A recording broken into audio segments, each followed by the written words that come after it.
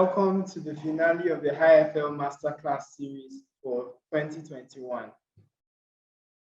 Thank you for joining us on this edition. And today we'll be interacting with a very interesting personality. He will be joining us all the way from the United Kingdom to do justice to the issues around nutrition in sports.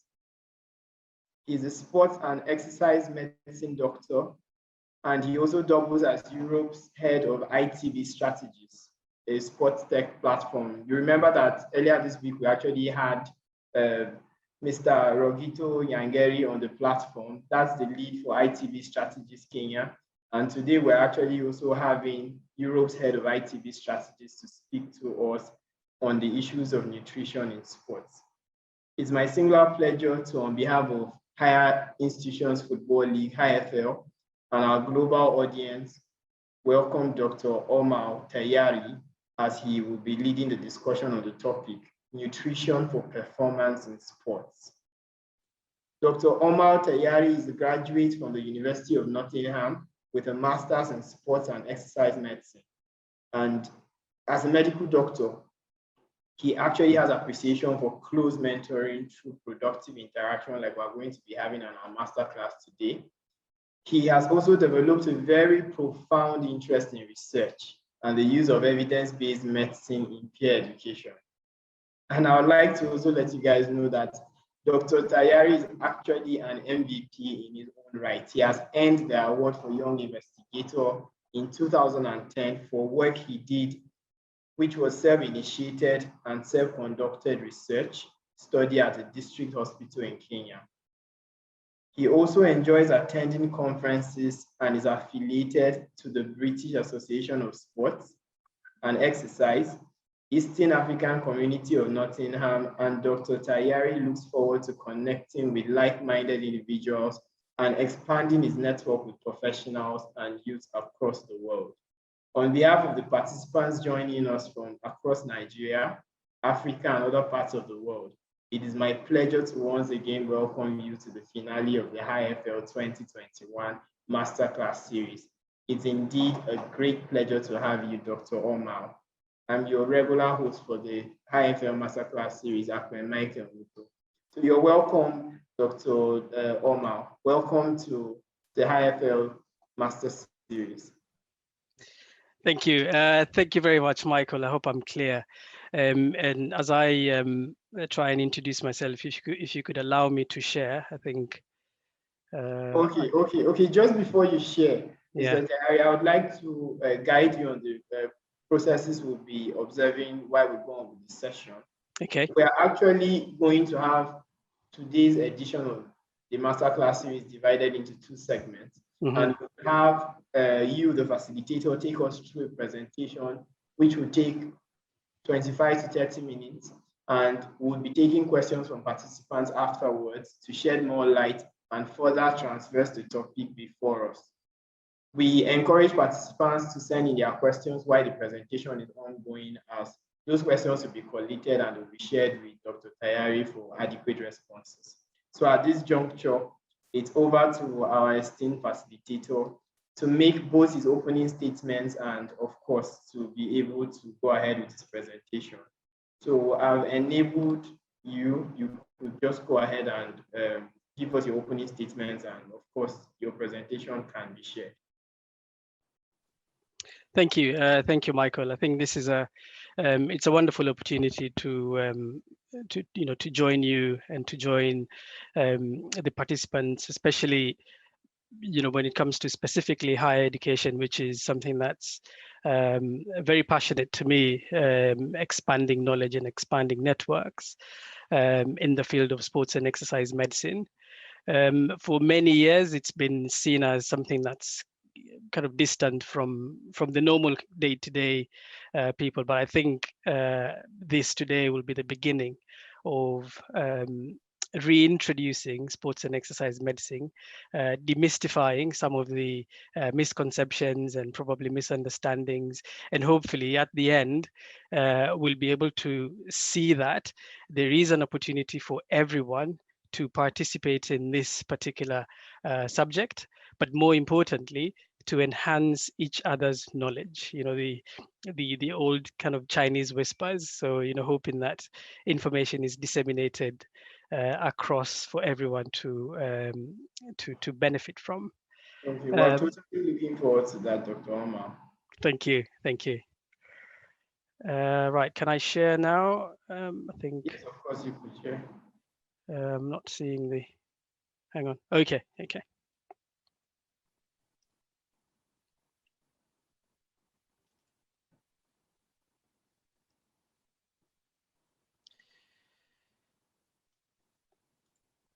All right. Can you see my screen there? And is it in full screen? Yes, it's in full screen. Okay. So thank you, Michael, and thanks everyone. Thanks HiFL for inviting me. I'm presenting this talk today on behalf of ITB, being the head of the European strategy of ITB, and at the same time representing some of the things that ITB is capable of doing for our young and enthusiastic sports people.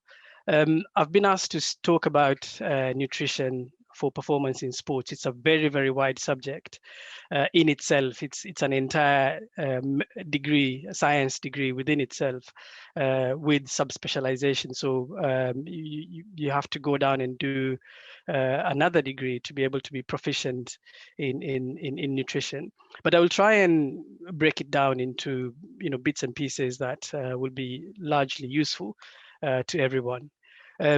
So I have a medical degree and a master's degree in sports and exercise medicine, and we'll talk a bit about that as we proceed. But more importantly is I'm a member of the BASM, the British Association. So what we'll go through today is introduction, so introducing myself and why I feel like this is a perfect opportunity for us to exchange ideas. And then we'll talk about nutrition, what is nutrition, why is it important, go through some of the different elements within nutrition and dietetics, and then potentially talk about some strategies that can be useful or are useful, both at the kind of grassroots up to elite level. And then we'll talk a bit about some of the problems associated with either poor nutrition, undernutrition, or just incorrect nutrition. And then hopefully we'll have time for questions and answers. So as Michael has stated, on Tuesday, we had Mr. Nyangeri, who is our CEO for ITB, talking about what ITB can do for young people, especially hoping to get into football, but sports in general. And then that's me at the bottom right. And my responsibility within ITB is the sports science and medicine support for everyone across the board. So this includes the players themselves, the coaches, trainers, and anyone who's affiliated to sports and wants to learn a bit more about the science and the medicine. And the other members on the photo are supportive of the wider ITB strategies. So a bit of background about myself. So I currently live and work in the UK, but I grew up in Kenya. I did my formative years in Kenya, so primary school and high school. And obviously, for anyone growing up in Kenya, or perhaps many African countries, you grow up kicking the ball, you grow up running around, so you develop that passion for sports. And I think that's potentially where all of this has come from. So I joined the University of Nairobi, where I did medicine, graduating in 2007. And I think for many people who remember me from the university, always remember me in relation to sports, because I was, I think, the two-time chairperson for the Sports Council for the College of Health Sciences. So heavily involved in sports at the university. I played football a lot. In fact, sometimes my parents accuse me of probably playing more than studying, but yeah, who knows. So I later went to the University of Nottingham, where I studied sports and exercise medicine. A very nice facility there, Clinical Sports and Exercise Medicine Center. I would encourage anyone any day to look for that. It's a very, very nice place to be. After that, I got my UK registration for practicing medicine as a doctor. So I did a few jobs within the NHS. And more importantly, I participated in the medical cover for Notts County FC. So this is one of the professional football clubs in Nottingham City. And one important fact is that Notts County is the oldest football league club in the world. It was founded in 1862. So it was a big, big privilege for me to work with them.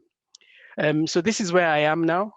So I work for the Royal Navy, so the UK Armed Forces, and I participate in so many things. But essentially, my role there is as a subject matter expert in sports exercise, a bit of nutrition, physiology, and survival, survival and thermal injuries.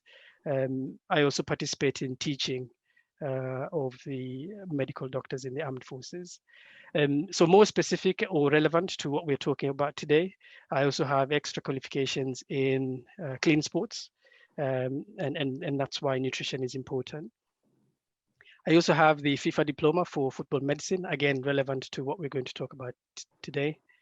And I also have qualifications within the World Anti-Doping Agency, which, as probably many would know, this is the organization responsible for making sure that sports is clean.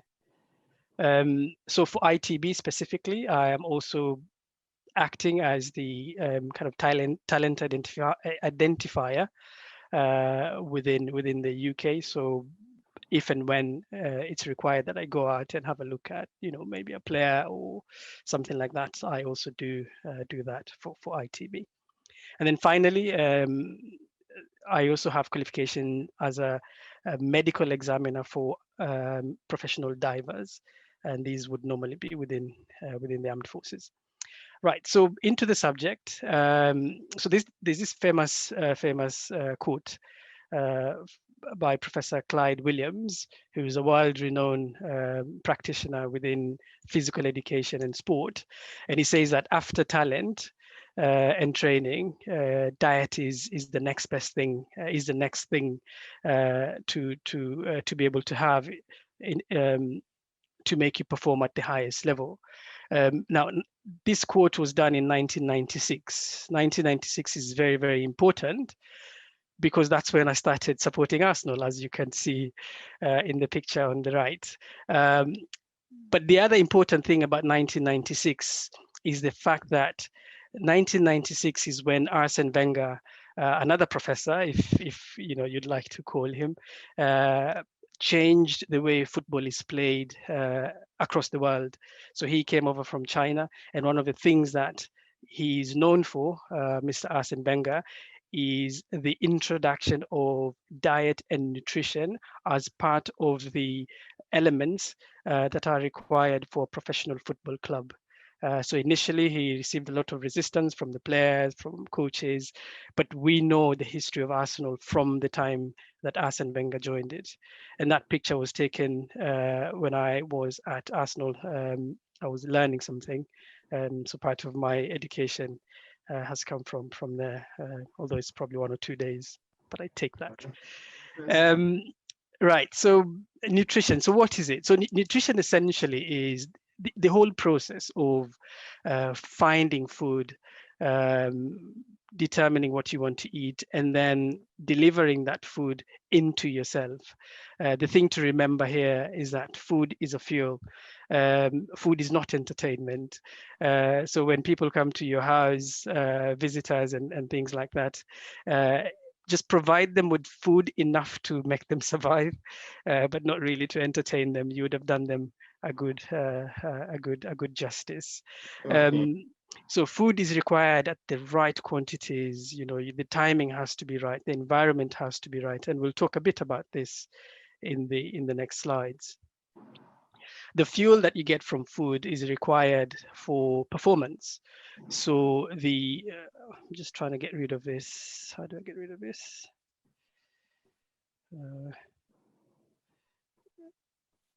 Right, I'll just carry on. So the energy that you get from food is utilized to propel you into performance, and there's different types of performance which will have different requirements of your energy supply. So we have endurance type of energy demand. So these are things which will involve somebody participating for very, very long time. So for example, middle to long distance running, things like cycling or rowing, that you're going to spend maybe hours doing it. And then we have power type of exercise where strength is what is required. So things like weightlifting, sprinting is another kind of activity which is essentially managed, or the energy demands for that are managed by power, or power is required for that. And then moving on, so the next kind of level of performance is agility, skills, balance, coordination type of exercises or activities. So we're talking about things like gymnastics, shooting, things that require you to concentrate and have a very, very specific skill to be able to do that.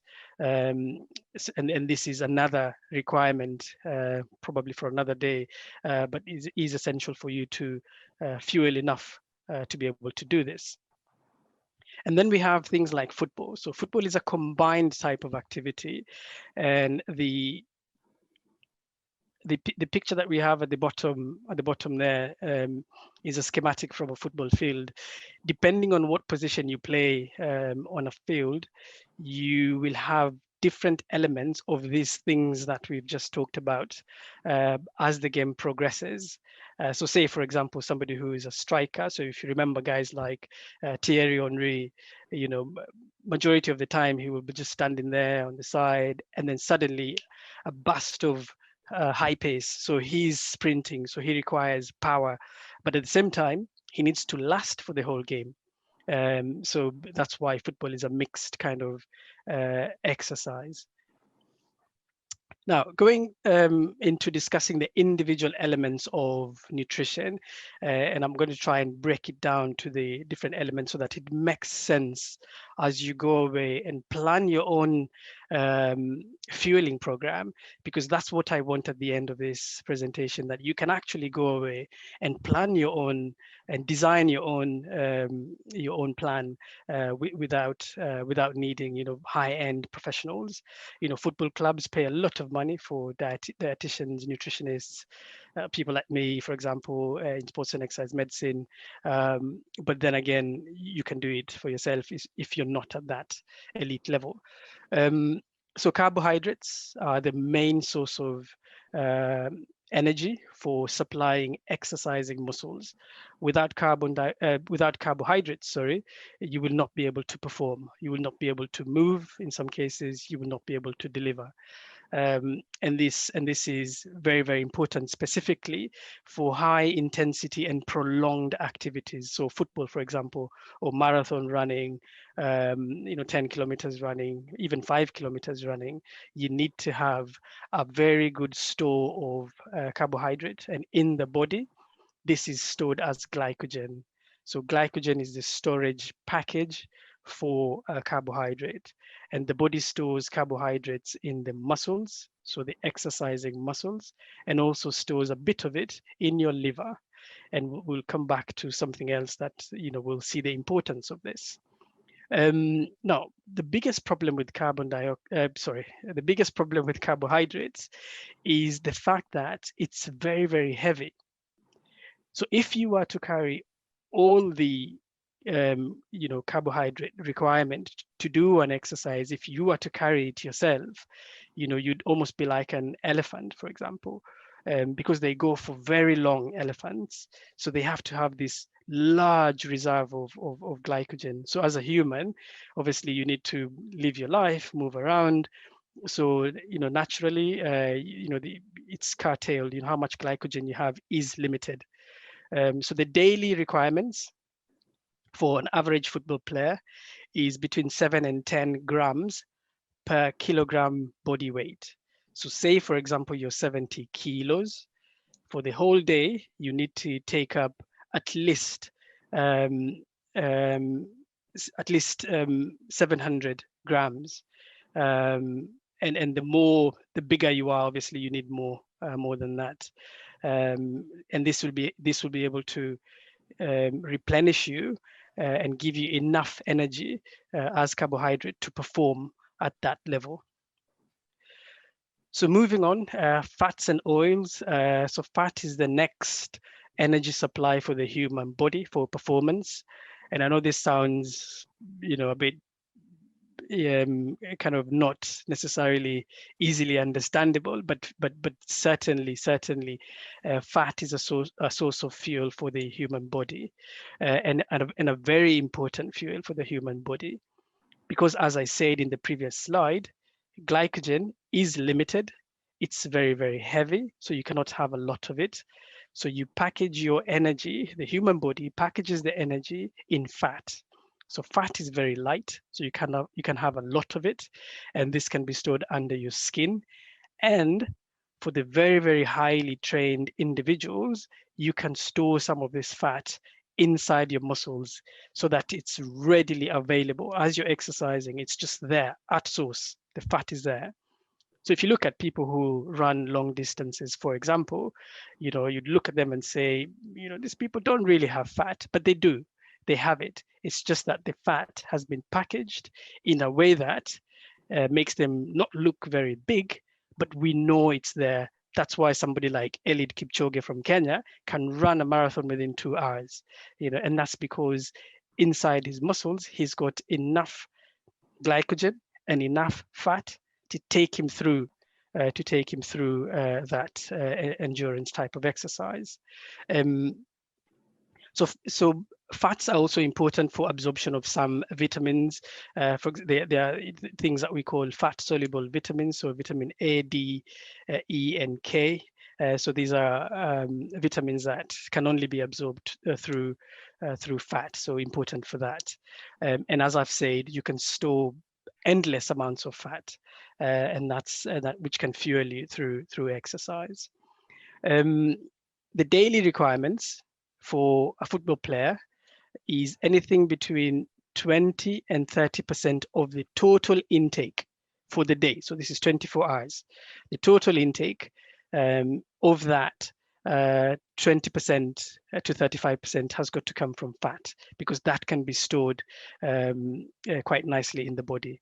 And the pictures here demonstrate where you can find fat, sources of fat. So there's animal fat and plant derived fat.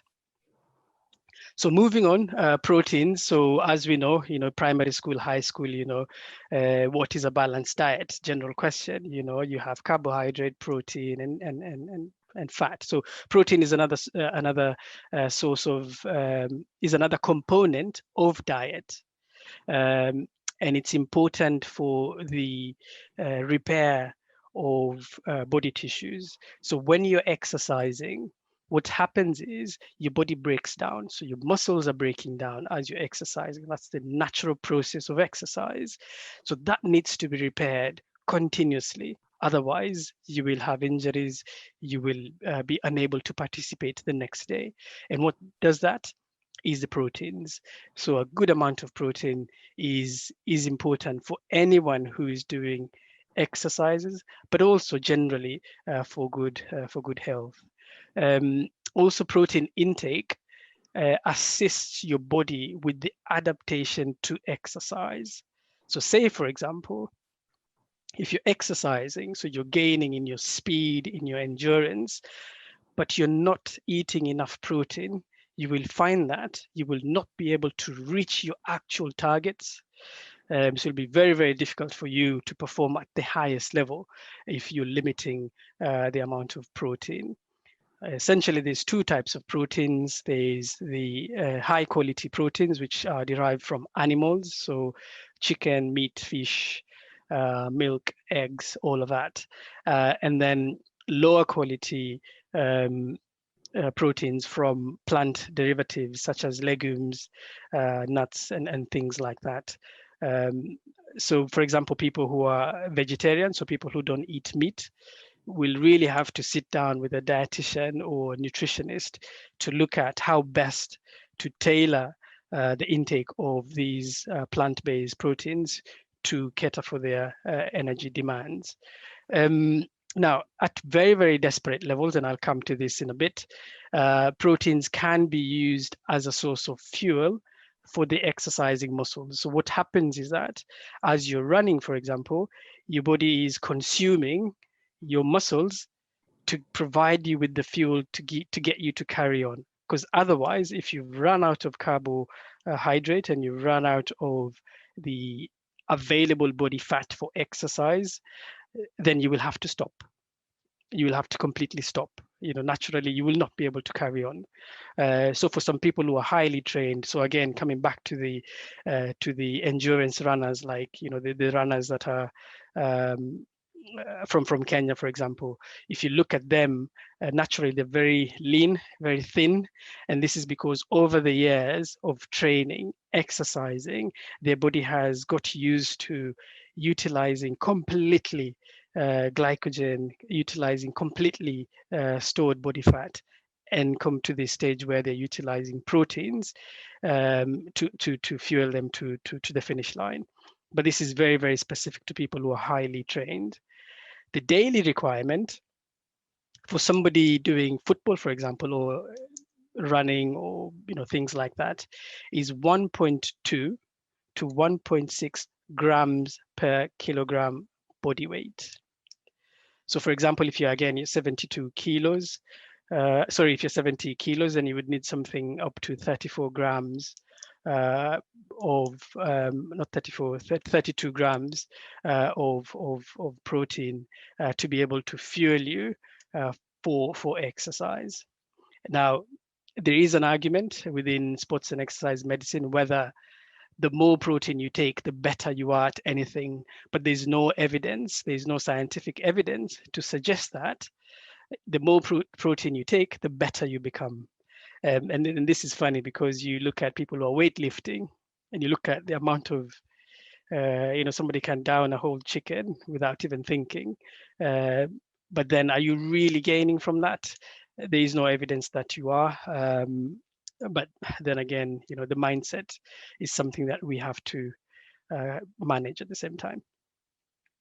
Right, so moving on to fruits and vegetables. So fruits and vegetables are important as antioxidants. So as I've said to you, when you're exercising, your body is degrading, your body is breaking down. So you need to be able to repair that quickly enough for you to be able to do the same thing tomorrow. Continue preparing for training, continue preparing for competition. So the things that help you with that are vitamins and micro elements. So vitamin A, B, C, D, very, very important. And the good thing is that with a balanced diet, so a diet that has in it carbohydrate, proteins, a bit of fat, and vegetables would normally be sufficient to deliver the requirements for vitamins and some of these elements. So speedy recovery, as I've just mentioned, and some of the elements like zinc, for example, is important for anti-inflammatory. So for example, when you exercise, so some of you might know this, after you've exercised, your body hurts, you feel a lot of pain, and that pain, some of it is coming from inflammation. So inflammation essentially just means that your body has been put through some kind of distress. So you need some of these vitamins to recover from that. And finally, the vitamins and microelements are important for metabolic processes within your body. So your ability to utilize carbohydrates, fat, and a bit of protein, your ability to perform at the highest level, your ability to navigate the different skills levels has got to be optimized by something, and the vitamins and microelements are essential for optimizing that metabolic process within your body. Two elements here which are very, very important, which is iron. So iron is important, and especially, there's a question that came earlier on about, the deprivation in Africa, for example, lack of balanced diets and lack of proper nutrition can lead to iron deficiency. Now, iron deficiency is a problem because if you're going to perform at the highest level, you need your body to be able to deliver oxygen that you're breathing to the exercising muscles. But if you lack in iron, then your body will not be able to do that. So naturally, you will not get to those very, very high levels.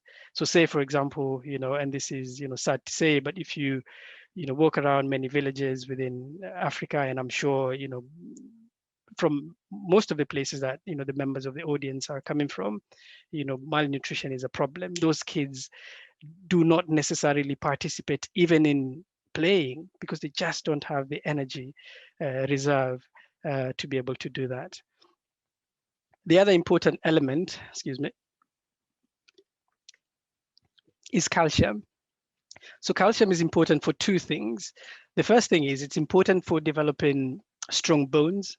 So you need strong bones to be able to perform at the highest level. So if you're running, the thing that you have to remember, and this is just physics.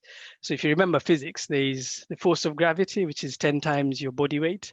So you can imagine if you're running, if you're 70 kilos, the minute you're up in the air, when you land, you're not landing as a 70 kilo person, you're landing as 70 times 10 force of gravity. So you need you need to have strong bones to be able to do that. If you're a rugby player, for example, an average rugby player is about 120 kilograms. So that weight has got to be carried by a very, very good substantive frame, and calcium is the one that's going to do that. Calcium is also important for the kind of molecular level action of muscles. So without calcium, your muscles will not interact and do the necessary actions to be able to propel you, to move you forward. Magnesium is also very important for recovery. Right, so hydration is another component of diet and nutrition. Now, hydration just means taking down fluids, so being able to take down any fluid. So you have sports drinks at the top left. There are many of them. If you go to supermarkets, if you watch TV, you see players with these bottles of these things they're drinking. And then there's just normal water. Now, the thing is, from a scientific level, what really is a sports drink? A sports drink really is water plus sugar plus salt. So again, going back to the question of in an economically deprived situation, I don't have money to buy a sports drink. It's not important.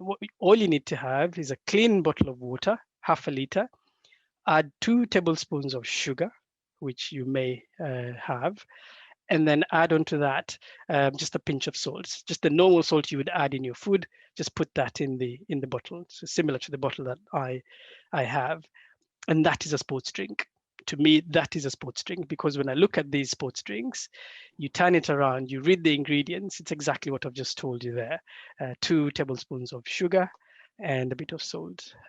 So there's no need to spend your money buying these things. Energy drinks, complete no-no from my point of view. These are bad, just generally, these are bad for several reasons.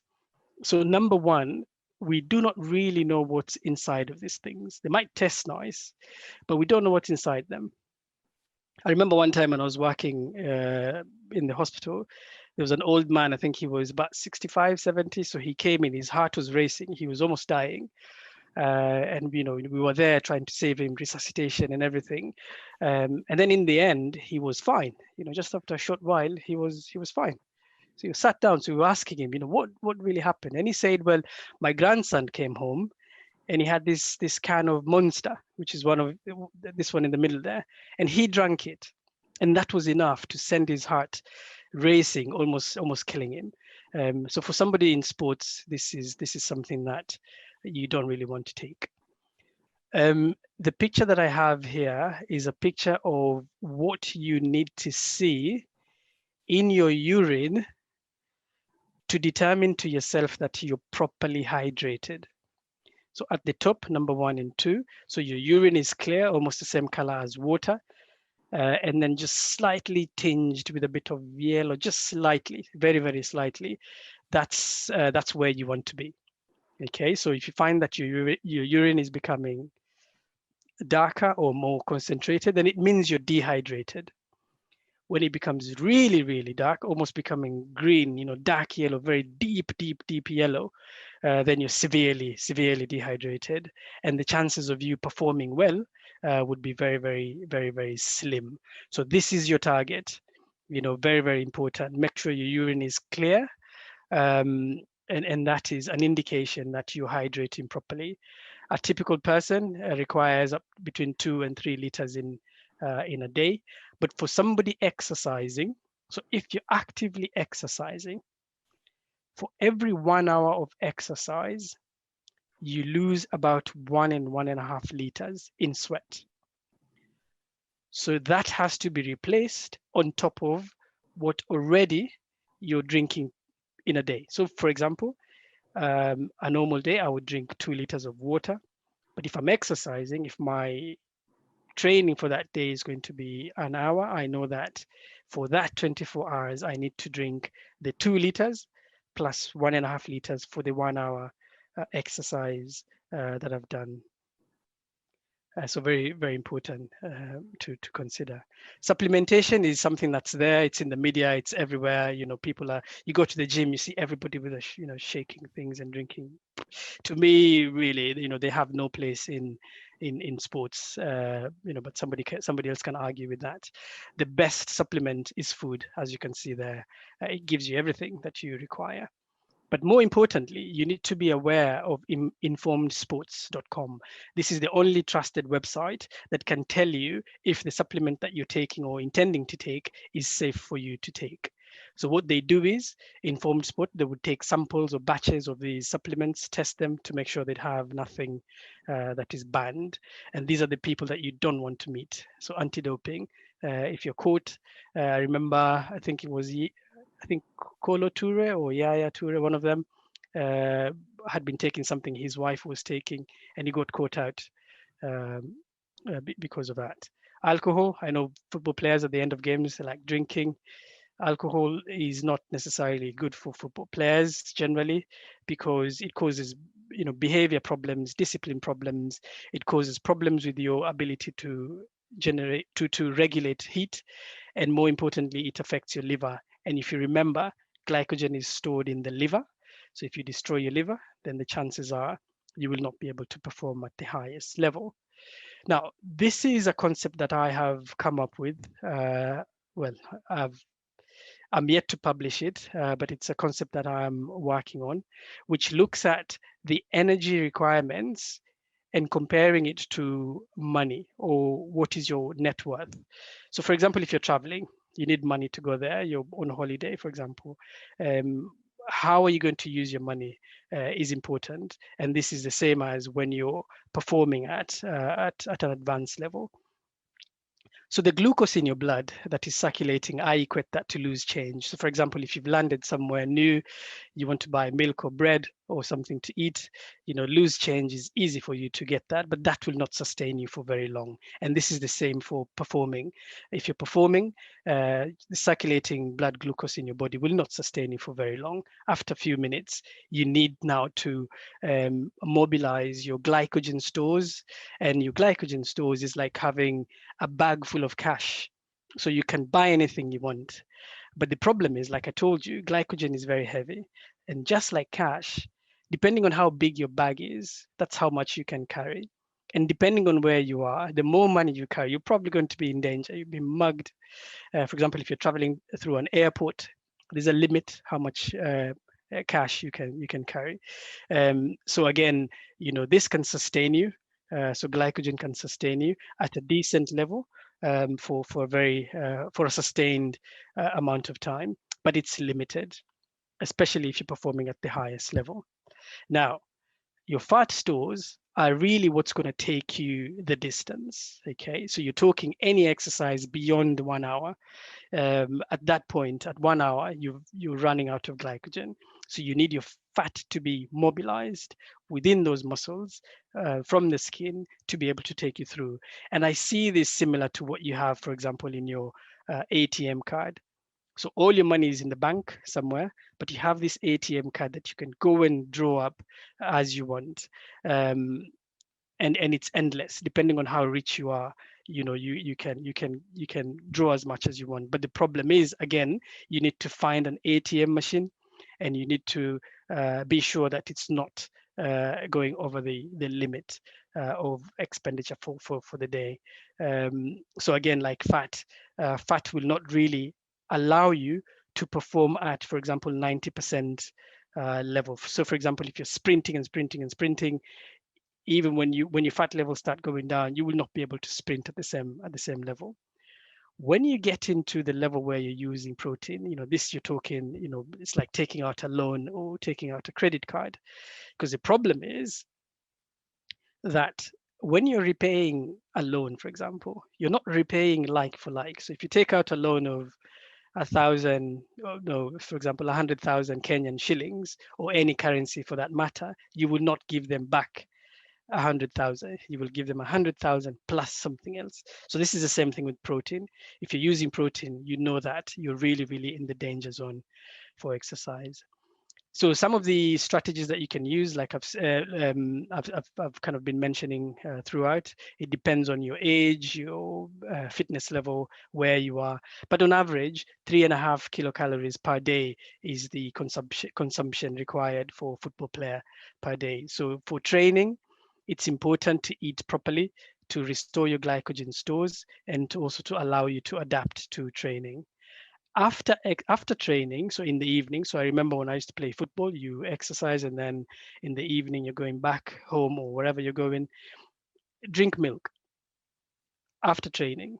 Now, milk is important because it delivers so many things. It delivers calcium, it delivers protein. Very, very important to try and get you to recover quickly, and also to start repairing the damaged tissue. After you've drank milk, within 2 to 4 hours, you need to eat a diet that's very, very high in carbohydrate and very high in protein. The reason for this is you need the carbohydrate. When you exercise, your fuel level goes down. So it's like when you're driving, you drive, the gauge on the fuel goes to empty, you need to refill it. So this exactly is that. And make sure you also hydrate. And this should happen between 2 and 4 hours of training. Anything above that, anything beyond that, so after 4 hours, you're not gaining from this, and you're not doing yourself any favor. But remember, as always, if you're not exercising, if you're not training, 3.5 calories is just too much, and you will just grow fat from that. On the day of the game, so this is an example of somebody playing football. So on the day of a game, you wake up, drink some water, have a very good breakfast. So some people were talking about, one of the questions was, how can we do this in the African setting, for example? So breakfast, a nice, bowl of porridge or cereal, plus maybe 3 slices of bread. The cereal is important because that goes straight into your muscle. The porridge is nice, goes straight into your muscle and stays there, okay? Preparing you for the rest of the day, or fueling you for the rest of the day. The 3 slices of bread, these are what we refer to as high glycemic index types of food. This is what is going to provide you with that loose change. So this is going to stay within your blood, circulating blood.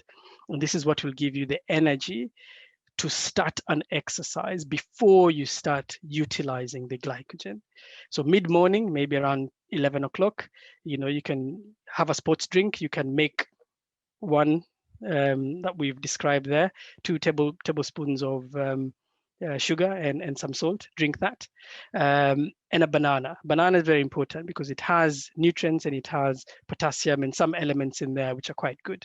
At lunchtime, so this is around 3 hours before your match. So if your match is at 4 o'clock, so you're talking around maybe 1 o'clock, Okay, so you have to eat a very high carbohydrate meal. So in Kenya we have ugali. I think fufu is no, Ghana. Gari is Nigeria, if I'm not wrong. And with that, some meat, vegetable, juice, and water. Okay, 30 minutes before the game. So you've had this meal. So 30 minutes before the game, you want to have a banana and a sports drink, because this gives you that elevated blood sugar level, which will allow you to start the exercise or the game. Halftime, sports drink. After the match, drink some milk. Uh, Salted nuts, very, very important. So nuts replenish the salt that you have lost during the exercise, and a banana as well. In the evening, when you're now properly rested, again, have a large carbohydrate meal with a big size protein and vegetable. But again, remember, this is for somebody who is active in training and during competition, not just anyone. Okay, so almost coming to the end. So some of the issues with undernutrition are things like underperformance, so not being able to keep up with the pace of the game. If you remember the Arsene Wenger times, especially the early times, what they used to do is they used to outrun everyone. They send you running up and down, up and down, up and down. By the time you get to second half, 60 minutes, you're finished. And that's when now they come to life and they would score very many goals. The other problem with undernutrition is recurrent injuries. So this is Jack Wilshere, ex-Arsenal player, but it causes problems. If you eat too much and you're not exercising, you will grow fat, without a doubt.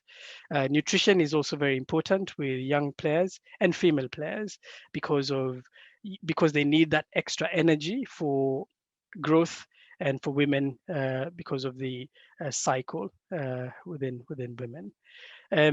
For general public, this is the kind of standard picture by the World Health Organization of what you need to eat. Carbohydrates, proteins, vegetables, good size there. But typically for an African meal, you find that I think, you can achieve some of this. Probably an African meal traditionally has less of proteins. But carbohydrate for an African meal, that's it's the staple that's normally there, and vegetables is something that can be available. This is a familiar picture. Malnutrition in Africa is something that's common. If you eat too little, you will have problems, and if you eat too much, you will have obesity. And this is my last slide. So the concept of energy balance. A normal person, if you're not exercising, have an office job and that sort of thing, your daily calorie intake is 2,500. You remember, we talked about a football player is between 3,500 probably to 4,000. So, a bit more than that.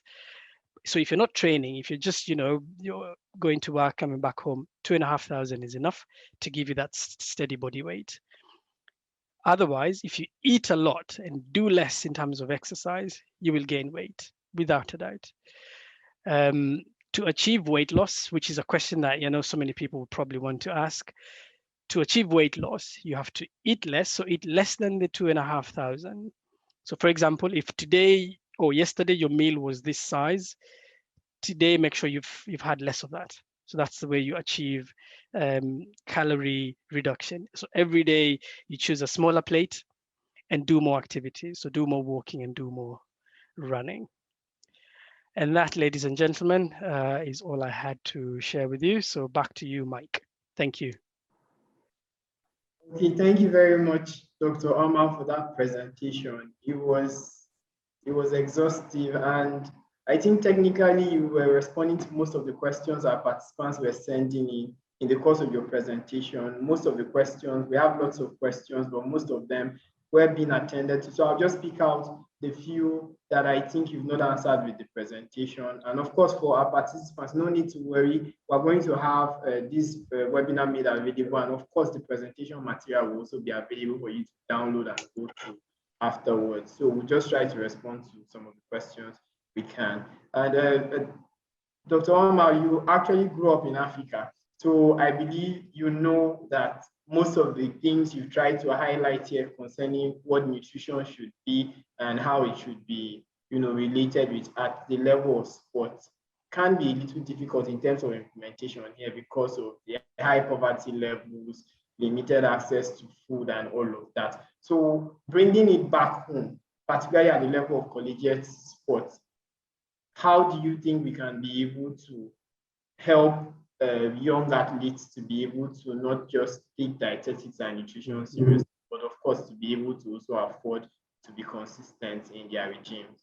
Yeah, so that's a very good question, and I think a lot of it is to do with knowledge, to my mind, rather than availability. So you can tailor your availability based on how much you know. So, say for example, from today's presentation, you know that a typical African meal, from what I recall and know, is that you have a big mountain of carbohydrate. Yeah, of course. Yeah, so that's, to my mind, is not necessary for that person. If you, for example, you tailor that so that it forms maybe just around 50%, so that it can fuel you, but you add, for example, a lot of carbohydrate, a lot of vegetable and fruit.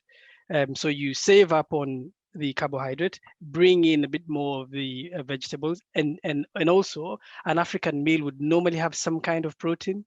It could be fish, for most people. And I know, there are people who live in deprivation, but the key thing here is gain the knowledge, which is how much you should eat, what you should eat, and then tailor with what you already have to sustain that. And just finally, just in that particular question, when it comes to collegiate type of activities, this is where things like ensuring that, for example, HiFL has somebody within your ranks who is a dietitian, who's a nutritionist, who can take up this knowledge and translate it into your own environment. And I don't know most of the foods that are eaten in Ghana, for example, or Nigeria, for example, so I couldn't tell you. But if you have a dietitian within yourselves with this knowledge, they can tailor it. Thank you. Okay, thank you very much. I think that makes a lot of sense. Then we have this question from Tolu Kopolui, and he says extreme sportsmen rely on sugar rush for quick fixes and motivation for their adrenaline, but they burn it steadily.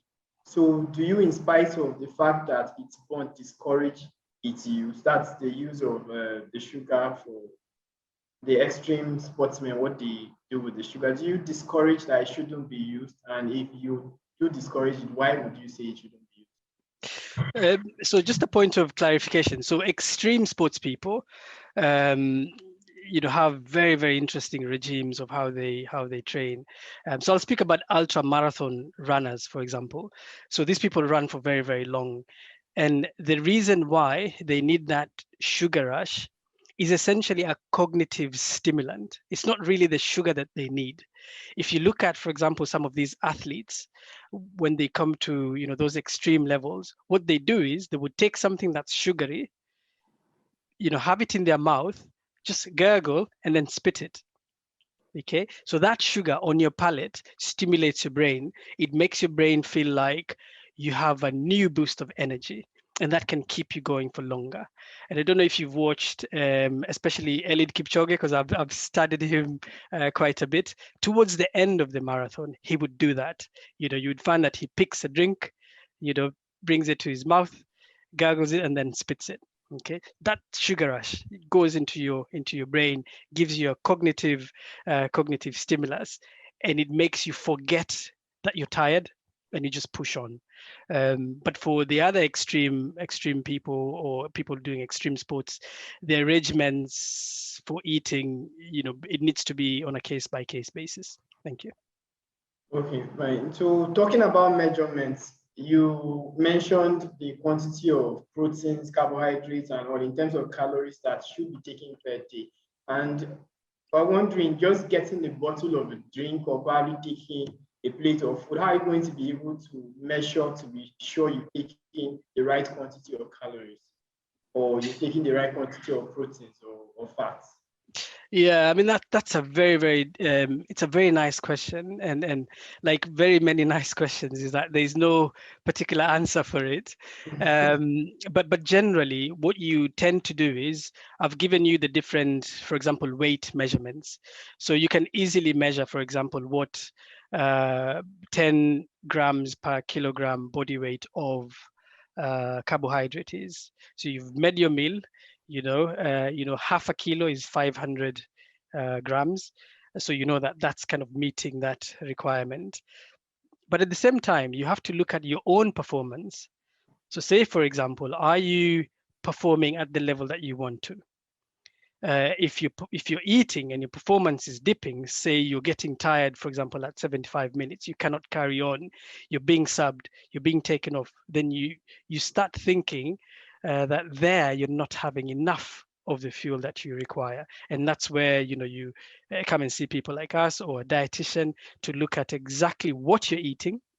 Okay, so food diary, and then have a meal plan for you specific to your activity. So there's no one answer that can, there's no one response that can answer all, uh, every individual problem. But I know that individually we can tailor diets for specific people.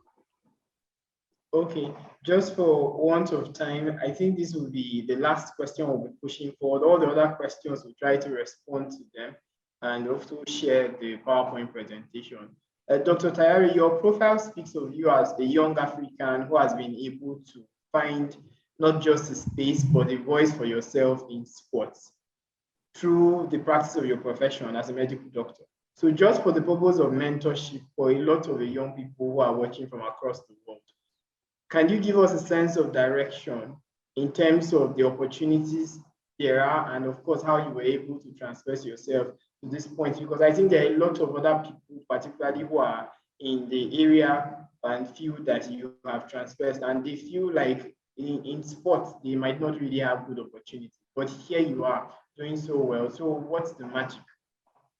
Thank you for that question. I've just looked at the Q&A, and there's one question here about running. How much time running is sufficient for losing weight? That's a very important question, and I would like to respond to that before the question that you just asked me.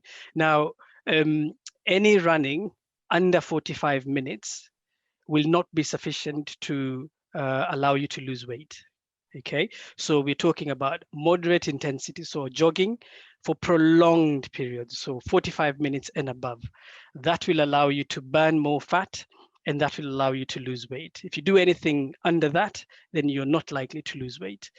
The other thing that you can do is you can do a combination of prolonged running, so you run for long distances, okay, but in between you're doing short sprints. So for example, every 5 minutes you do a sprint, come back, do a sprint, come back, and then carry on. And this is referred to as high intensity interval training, which has been proved to be very efficient in weight loss and weight management. Coming back to your question about navigating the profession. So I think for me, it's a combination of things. So number one, it's the passion. I am passionate about sports. I am passionate about education and learning and teaching, to one side. The other side is just the confidence. Having the confidence and the humility. So these two things are very important. So, for example, my job I told you in the presentation, I work for the Navy. You know, if you look at the people that I work with, everybody else is more qualified than me where I work. But the thing is, my input is slightly more important than majority of the people who I work with because of the area that I work in with so much passion. And that came from having the confidence in yourself and having the confidence in what you know. What you don't know, you can find out. That's my ethos. So when I went for the interview, they said to me, "You're not really qualified for this job." And I said, "Yes, I know I'm not qualified for the job, but I know I can learn. I can learn anything." And with that, they gave me the job, and I've proven it so far. Hopefully, I think I'm still in a job, so I think I have proven that I can deliver at that level. So a long answer, but essentially it's, keep the focus and believe in yourself. I think you're on mute, Mike.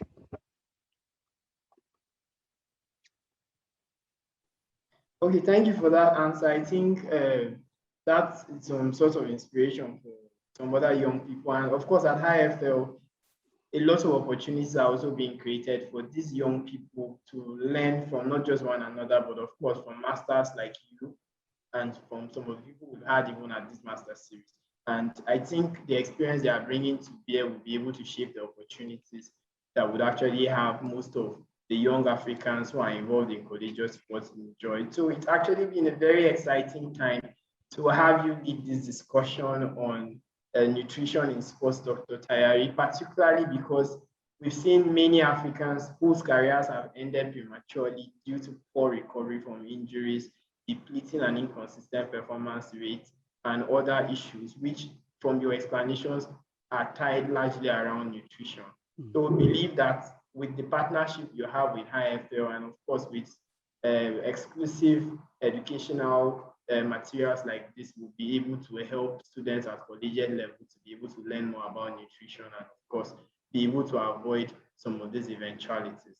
So it's unfortunate that we can't respond to all the questions, but like I said, we're actually going to share this webinar for you to download, and we'll also share Dr. Omar Tayari's PPT presentation for you to be able to download and go through. And of course, he has made his mail available to us. So for some questions, we'll be able to get answers and send them right to you.